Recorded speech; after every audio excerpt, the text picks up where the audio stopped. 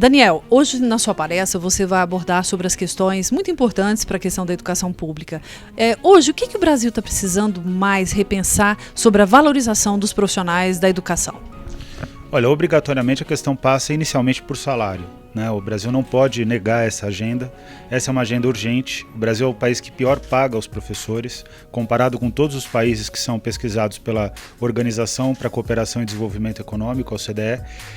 O Brasil é um país que não dá condições de trabalho para os professores, então além de pagar mal, não dá condições de trabalho, e o pior, não garante uma política de carreira. Recentemente, o governo federal divulgou o tão atrasado relatório das metas e estratégias do Plano Nacional de Educação. E ele cria várias estratégias para escamotear o fato de que os professores recebem muito mal. Na média, recebem muito menos do que as demais profissões, cerca de 60% do que as demais profissões com a mesma escolaridade, 4 anos de graduação. Os professores têm desafios enormes quando chegam nas escolas, salas superlotadas, falta de material pedagógico. Então a agenda da valorização dos profissionais da educação é a agenda urgente do Brasil. Quando a gente fala de custo aluno-qualidade inicial, de custo aluno-qualidade, que é um tema muito caro à campanha, que criou o custo aluno-qualidade inicial, a gente essencialmente fala de valorização dos profissionais da educação e fala de remuneração dos professores.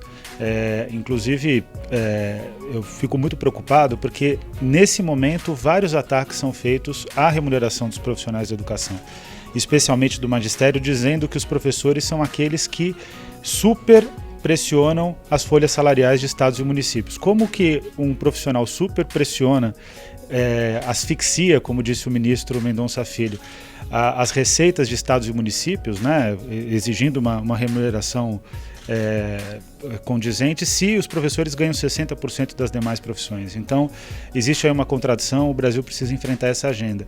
E é curioso observar que os professores estão sendo atacados em duas frentes. Estão sendo atacados em relação à remuneração e à política de carreira e às condições de trabalho, mas estão sendo atacados também, e esse é o ponto que eu acho mais dramático, porque isso já está acontecendo nas escolas públicas, por meio do projeto Escola Sem Partido, do programa Escola Sem Partido, que constitui de fato uma lei da mordaça. E é curioso observar, os professores nunca tiveram liberdade de expressão no Brasil. Eles já eram obrigatoriamente pressionados a não falar sobre suas condições de trabalho através da lei do serviço público. E o que está acontecendo agora é que, com a Escola Sem Partido, os professores estão sendo limitados na sua ação pedagógica, ou seja, não deixam os professores falarem e, ao mesmo tempo, não querem que os professores recebam um salário condigno. E Daniel, essa lei da mordaça, como você bem colocou agora, que consequências pode se trazer tanto para essa valorização do profissional quanto para a formação dos nossos estudantes? Bom, para a formação dos nossos estudantes, ela significa uma educação medíocre, né? Imagina um professor que não tiver condições de fazer uma boa aula sobre a teoria do evolucionismo, porque dentro da sala de aula vão ter alunos de comunidades neopentecostais ou mesmo católicas tradicionais, e que acreditam que a perspectiva da evolução se dá pelo criacionismo, que obrigatoriamente é uma teoria acientífica, né? Fora do conhecimento científico. Imagina um professor de história que não puder falar, por exemplo, sobre a luta das mulheres pelo direito ao voto, porque vai se considerar que eles estão fazendo proselitismo do feminismo.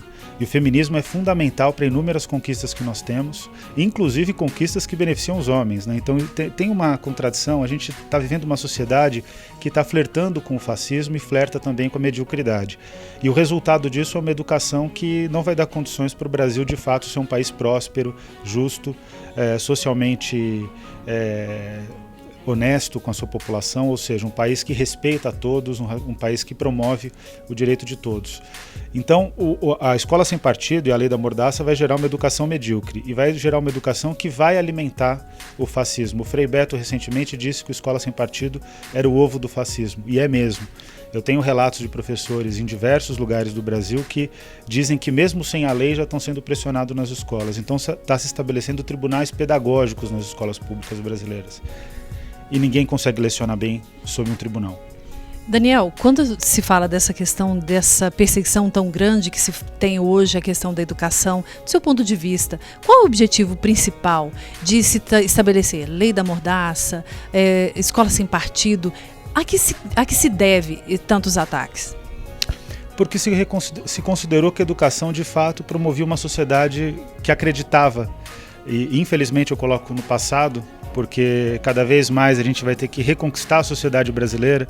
Inclusive, preciso olhar com generosidade para as pessoas que acabam acreditando no Escola Sem Partido, porque muitas delas são levadas pelo seu pastor, pelo comentarista da televisão, pelo deputado federal, pelo senador, que levam elas ao equívoco. É preciso retomar essas pessoas.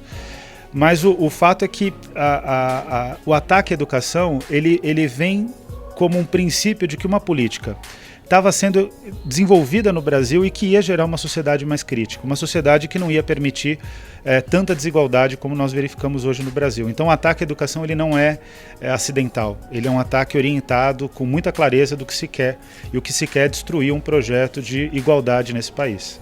E o que os movimentos sociais, os partidos, as pessoas que são contra essa situação podem fazer do seu ponto de vista?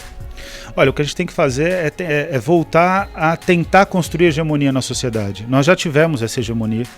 É importante lembrar que há 2, 3 anos atrás o cenário era completamente diferente. A gente acabou sendo colocado dentro de uma espiral sufocante, que a gente não tinha noção dos eventos que se seguiriam a partir das jornadas de 2013, né, das jornadas juvenis, que começam na luta por direitos, mas terminam numa luta muito seletiva, numa reivindicação muito seletiva capturada pela imprensa em relação ao combate à corrupção seletivo, porque não é um combate à corrupção no geral, é um combate à corrupção orientada para os partidos de esquerda, e também uma tese absurda da redução tributária, sendo que o Brasil não cobra muitos impostos, ele só cobra mal os impostos. Quem tem menos paga mais, e quem tem mais paga menos, e vai piorar essa situação. Então, o que a gente precisa fazer é reconquistar a sociedade. Eu preciso falar a verdade, trazer a verdade dos fatos para as pessoas, retomar um debate público que de fato seja mais agregador. A gente fica muito nessa polarização tola de coxinhas, mortadelas. Isso é tudo o que a direita quer, porque a direita ela não tem argumento. Então ela parte para esse tipo de divisão da sociedade que não leva a nada. Então a gente tem que reconquistar a sociedade, tem que voltar para a rua e tem que conseguir ser mais pedagógico. A gente tem que voltar a fazer formação política. A gente parou de fazer formação política e o Congresso do Sintego, acho que ele é muito feliz nesse sentido, de que pela programação fica claro uma preocupação de discutir em profundidade os temas nacionais. Então vocês já estão no bom caminho, agora é preciso nacionalizar esse procedimento.